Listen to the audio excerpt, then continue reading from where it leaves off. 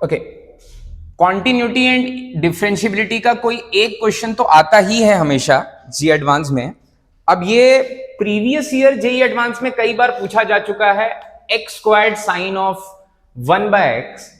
अच्छी बात यह है कि जेई एडवांस एनसीईआरटी में कुछ चीजें अगर गलत लिखी हुई हैं तो उस पर बहुत क्वेश्चन के थ्रू बहुत सटल वे में कमेंट करता है कि देखो भाई एनसीईआरटी में ये चीज, मैं ये नहीं बोलूंगा गलत लिखी हुई है, ये चीज इनकम्प्लीट लिखी हुई है। और इस बार के जे एडवांस में ऐसे 3 क्वेश्चंस थे एनसीईआरटी में जहां पर चीजें गलत थी, पूरी तरह से एनसीईआरटी चीजें सही नहीं लिखा था और उस रीजन से ये क्वेश्चन और ज्यादा इंटरेस्टिंग हो जाता है। अच्छा, एक एक करके ऑप्शंस चेक करने पड़ेंगे, तो पहले कॉन्टिन्यूटी एंड डिफरेंशियबिलिटी के ऊपर कमेंट करना है इस पर्टिकुलर क्वेश्चन के। Function F of x is not differentiable at X is equal to 0। Options देख रहे हैं। There is a positive real number delta such that decreasing in the interval, not increasing in the interval and local minima की बात कर रहा है। ठीक है, तो पहले तो मैं एफ ऑफ एक्स को डिफरेंशिएट कर लेता हूं। एफ ऑफ एक्स का डेरिवेटिव की शायद जरूरत पड़ने वाली है। एफ ऑफ एक्स को मैं डिफरेंशिएट कर लेता हूं। एफ ऑफ एक्स का डेरिवेटिव हो जाएगा 2 का डेरिवेटिव 0, माइनस 2x स्क्वायर्ड का माइनस 4x और minus of X squared sine of X का डेरिवेटिव। तो अगर मैं माइनस ऑफ एक्स स्क्वायर्ड को डिफरेंशिएट करूंगा तो ये बन जाएगा minus 2x multiplied by sine के अंदर 1/x एज इट इज। अच्छा, और अगर मैंने माइनस ऑफ एक्स स्क्वायर्ड को एज इट इज रहने दिया और साइन के अंदर 1/x को डिफरेंशिएट किया, तो साइन ऑफ 1/x का डेरिवेटिव हो जाएगा, पहले तो 1/x का डेरिवेटिव हो जाएगा minus 1/x squared and sine of 1/x का हो जाएगा कॉस ऑफ 1/x। अच्छा, ऑफ कोर्स ये मसाले कैंसिल हो जाएंगे, केवल कॉस 1/x बनेगा। ये डेरिवेटिव आता है जब x की वैल्यू 0 नहीं है। ठीक है, एंड डेरिवेटिव 0 आ जाएगा क्योंकि कांस्टेंट टर्म का डेरिवेटिव तो 0 होता है जब x की वैल्यू 0 है। ठीक है,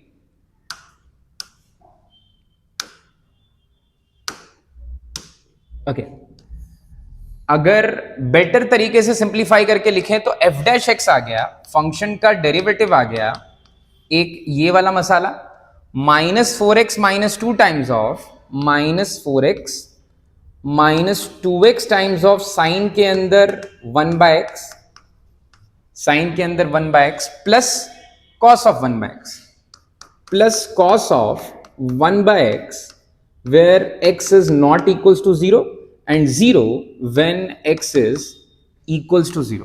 Okay, अब सोचो कि एक्चुअली हमने ये पढ़ रखा है कि अगर मुझे फंक्शन को डिफरेंशिएबल प्रूफ करना है तो, और ऐसा पॉलिनोमियल फंक्शंस के साथ तो हमेशा होता है, अगर फंक्शन डिफरेंशिएबल है तो उसका फर्स्ट डेरिवेटिव की लिमिट एग्जिस्ट करती है। ठीक है, if F of x is differentiable, if f of x is differentiable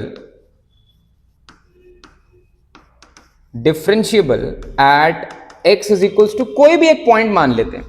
if f of x is differentiable at x is equals to a, अगर पॉइंट a पर डिफरेंशिएबल है तो बहुत सारी बुक्स भी, बहुत सारी अच्छी फेमस बुक्स भी ये लिखती हैं, ये ट्रिक लिखती हैं कि अगर वो डिफरेंशिएबल है x is equals to a पर, then limit exists at x is equals to a for f dash x।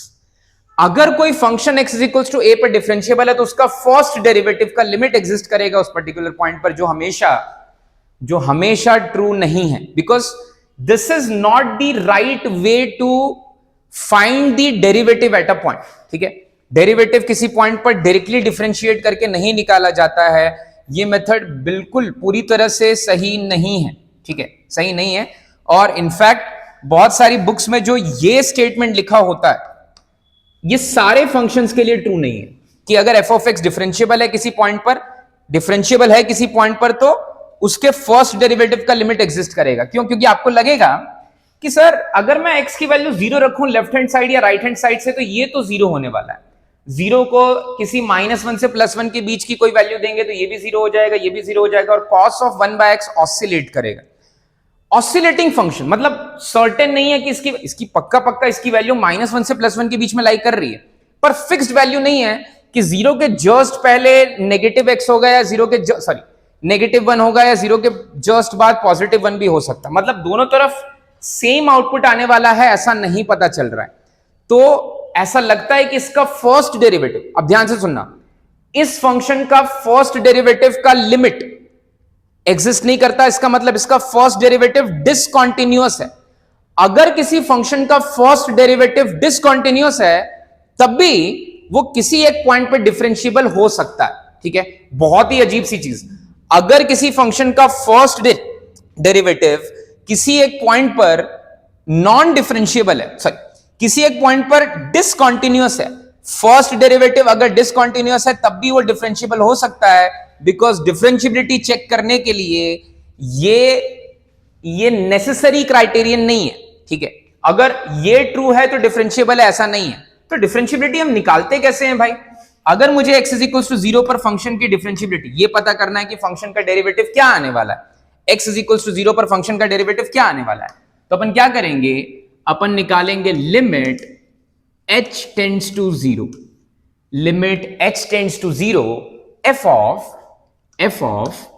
x plus h minus f of x divided by x plus h minus x।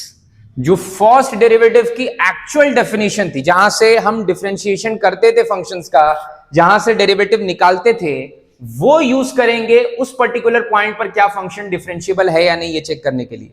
मतलब differentiability check करने के लिए derivative हमेशा काम नहीं आता, और ये तो क्लासिक एग्जांपल है।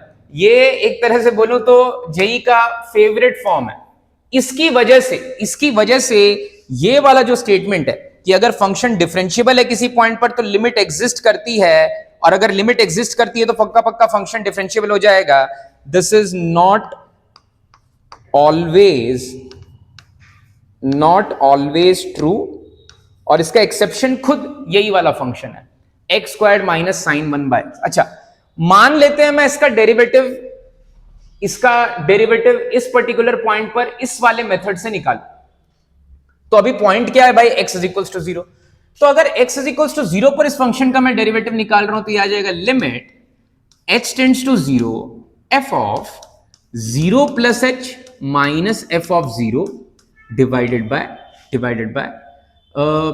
0 प्लस h माइनस 0, जिसमें 0 तो रहेगा ही नहीं, f of h minus f of 0। अच्छा, मुझे f ऑफ 0 की वैल्यू पता है, this is limit h tends to 0 f of h की वैल्यू, मतलब संसार में जहां जहां पर x लिखा हुआ है वहां वहां h लिख देना, तो हो जाएगा 2 minus 2h square minus h square sine के अंदर, माइनस h स्क्वायर साइन के अंदर 1/h, और f ऑफ 0 की value -2 whole divided by plus h, ठीक है। +2 और -2 कैंसिल हो जाएंगे, +2 और -2 कैंसिल हो जाएंगे, तो उनसे डरने की जरूरत नहीं है। मतलब डेरिवेटिव की जो लगभग वैल्यू आने वाली है, फंक्शन के डेरिवेटिव की जो वैल्यू दिखने वाली है मुझे, वो दिखने वाली है -2h square minus h square sine के अंदर 1/h minus h square sine के अंदर 1/h डिवाइडेड बाय h, ठीक है। फर्स्ट डेरिवेटिव की वैल्यू, फर्स्ट डेरिवेटिव इसमें 0 प्लस h या 0 माइनस h लगाते तो आउटपुट यही आता, h की जगह पर जस्ट माइनस ऑफ h आ जाता, साइन के लिए माइनस ऑफ h आ जाता। अच्छा, अब अगर मैं h को उड़ा भी दूं, h को संसार के हर जगह से उड़ा दूं, फिर भी अभी लिमिट मुझे नहीं हटानी चाहिए थी। इनफैक्ट जब तक h जिंदा है तब तक लिमिट जिंदा है। तो फंक्शन का derivative at point x is equals to 0, function का derivative at point x is equals to 0 will be limit h tends to 0। अब मसाला बचेगा minus of 2 multiplied by h minus h times of sine के अंदर 1/h, ठीक है। Which is, अगर मैं h को कॉमन ले लूं तो -2 माइनस साइन के अंदर 1/h। इनफैक्ट अगर आप माइनस भी कॉमन ले लोगे तो h टाइम्स ऑफ, इन सभी में जब तक h जिंदा है तब तक लिमिट जिंदा रहेगी, ठीक है। तो लिमिट को जिंदा रखते हैं, ये हो गया limit h tends to 0 limit h tends to 0, एक h कैंसिल हो गया, एक h को कॉमन ले लिया, इधर बचा 2 प्लस साइन के अंदर 1/h। ठीक है, अब आप h किधर से भी लेकर आओ, वैसे तो ये पॉजिटिव साइड से ही आ रहा है, दोनों लिमिट्स के लिए, लेफ्ट हैंड लिमिट के लिए जब मैं माइनस एच रखूंगा तब भी एक h बाहर आ जाएगा, और वो जो बाहर आया हुआ h है वो इस वाले मसाले को बैलेंस कर देगा, इस वाले मसाले को बैलेंस कर देगा, इस वाले मसाले को बैलेंस कर देगा। तो इसका जो लेफ्ट हैंड डेरिवेटिव है और राइट हैंड डेरिवेटिव है वो दोनों क्या आ जाएगा, exactly at x equals to 0 0 आ जाएगा। ठीक है, मतलब हम सोच क्या रहे थे कि फंक्शन का फर्स्ट डेरिवेटिव ऑसिलेट कर रहा है, बिल्कुल सही है, उस particular x is equals to 0 point के जस्ट पहले ऑसिलेट कर रहा है, उस particular point x is equals to 0 के जस्ट बाद भी ऑसिलेट कर रहा है फंक्शन, बट हो क्या रहा है, exactly x is equals to 0 पर जब पहुंच रहा है तो उसके नेबरहुड में डेरिवेटिव 0 हो जा रहा है, तो ये डिफरेंशिएबल है। बहुत कम ऐसे फंक्शंस हैं, इनफैक्ट इसको एक्सेप्शन में काउंट कर सकते हैं, और एनसीईआरटी ने इसीलिए एक्सेप्शन के फॉर्म में ही पूछा उसको। बहुत कम ऐसे फंक्शंस हैं जिनका फर्स्ट डेरिवेटिव कॉन्टिन्यूअस नहीं होता जिस पॉइंट पर, तब भी उस पॉइंट पर वो डिफरेंशिएबल हो जाते हैं। ठीक है, तो ये बोलना कि the function is not differentiable at x is equals to 0 गलत है। Function is differentiable at x is equals to 0, क्योंकि लेफ्ट हैंड साइड से मैं फर्स्ट प्रिंसिपल लगाकर डेरिवेटिव निकालूंगा वो भी 0 ही आएगा, और राइट हैंड साइड से भी h की वैल्यू 0 टेंड कराकर डेरिवेटिव निकालूंगा तो वो भी 0 ही आएगा। ठीक है, सो पहला वाला ऑप्शन तो गलत है, पहला वाला ऑप्शन गलत है। दूसरे वाले ऑप्शन की बात करते हैं, या उसके पहले मैं ये वाले ऑप्शन की बात कर लेता हूं। फर्स्ट ऑप्शन इज रॉन्ग, ये तो पता चल गया। x is equals to 0 is a point of local minima. देखो, लोकल मिनिमा की एक्चुअल डेफिनेशन भी थोड़ी सी कंट्रोवर्शियल है।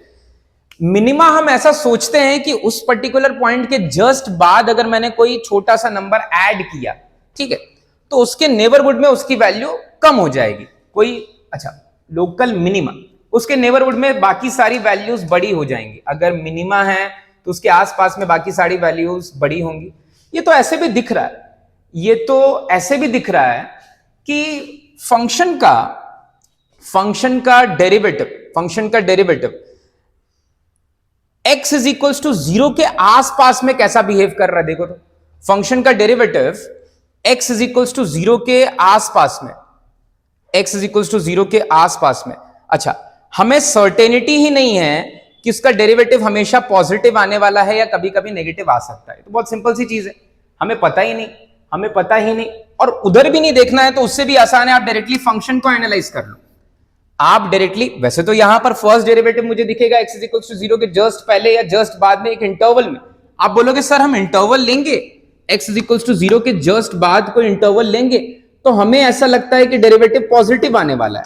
छोटा सा पॉजिटिव इंटरवल ले लिया, छोटा सा नेगेटिव इंटरवल ले लिया, इधर h यूनिट जाकर हमें तो ऐसा लग रहा है सर डेरिवेटिव हमेशा पॉजिटिव आएगा। नहीं, आपको पता है cos ऑफ x की वैल्यू -1 से +1 के बीच में लाई कर रही है, तो उसके जस्ट बगल वाले पार्ट में -1 से लेकर +1 के बीच में कौन सी वैल्यू है मुझे नहीं पता, और जस्ट बाद वाले पॉइंट में भी -1 से +1 के बीच में कौन सी वैल्यू है मुझे नहीं पता।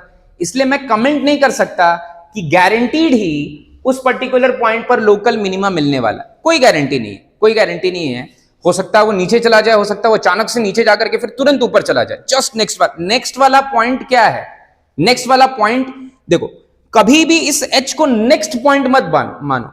आप ऐसा मानो कि जो डेफिनेशन है, और उस पार्ट में एनसीईआरटी बिल्कुल करेक्ट है, एनसीईआरटी बोलता है कि एक छोटे से पॉजिटिव इंटरवल में जो x इज इक्वल्स टू 0 के नेबरहुड में है उसमें x की वैल्यू सबसे बड़ी है। तो अब ये इंटरवल में अगर वो एक ऑसिलेटिंग फंक्शन है तो इस इंटरवल को कितनी भी बार जूम करोगे वो ऑसिलेट ही करता रहेगा। तो गारंटीड नहीं है कि पक्का अपने आसपास में वो वैल्यू सबसे छोटी ही हो या सबसे बड़ी ही हो, हमें तो गारंटी उसकी नहीं मिल सकती। इसलिए x is equals to 0 is the point of local minima, इसकी गारंटी हम नहीं दे सकते। वो फर्स्ट डेरिवेटिव से भी पता चल रहा है, क्योंकि फर्स्ट डेरिवेटिव की गारंटी नहीं कि 0 के जस्ट बाद cos ऑफ 1/x एक पॉजिटिव वैल्यू देने वाला है या एक नेगेटिव वैल्यू देने वाला है। ठीक है, तो फोर्थ वाला ऑप्शन भी गलत है। ठीक है, ऑसिलेट करने वाला है जस्ट पास में, पर पता नहीं ऑसिलेट करके फर्स्ट डेरिवेटिव नेगेटिव हो जाएगा, नीचे जाएगा या ऊपर जाएगा। इंक्रीजिंग है तो ऊपर जाएगा, डिक्रीजिंग है तो नीचे जाएगा, और डिपेंड करता है उसके फर्स्ट डेरिवेटिव पर, और फर्स्ट डेरिवेटिव का कोई गारंटी नहीं है। तो मुझे लगता है कि ये वाला ऑप्शन भी लोगों को समझ में आ गया होगा। अब बहुत सारे कोचिंग इंस्टीट्यूट, बहुत सारे महारथियों ने ये सोचा कि there is a positive real number delta. बहुत सारे कोचिंग इंस्टीट्यूट ने आंसर बी दिया है, such that f of x is decreasing function on interval 0 से लेकर के डेल्टा।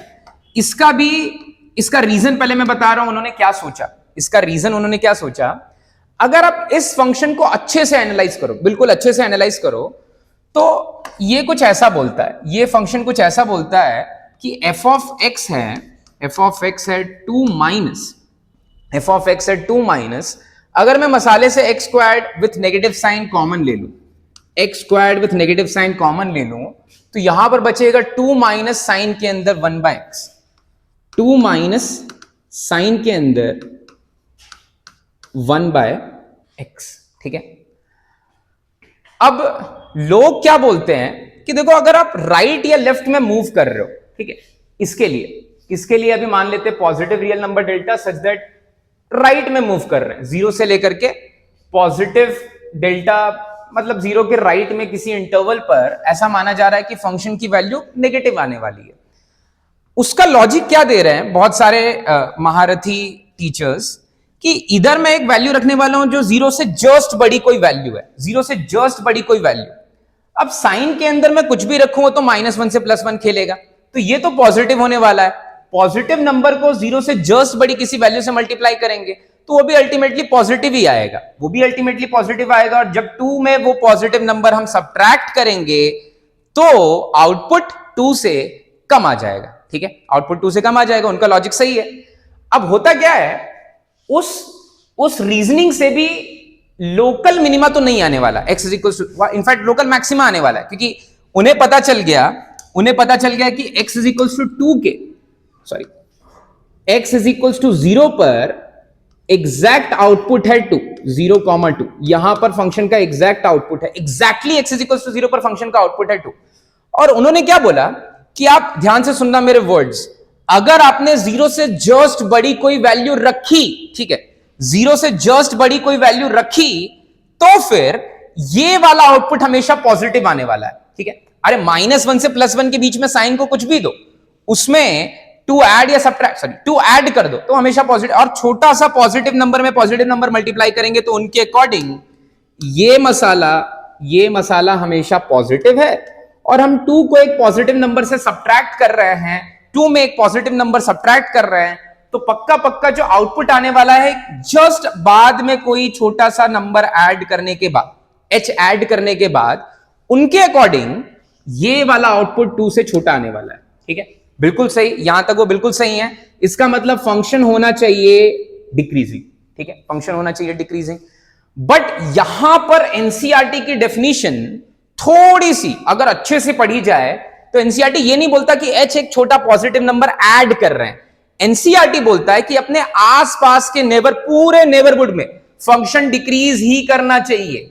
अगर फंक्शन डिक्रीज कर रहा है छोटा सा पॉजिटिव नंबर ऐड करने के बाद, तो वो डिक्रीज ऐसे भी कर सकता है, बट एक ऑसिलेटिंग फंक्शन के लिए डिक्रीज ऐसा भी हो सकता है।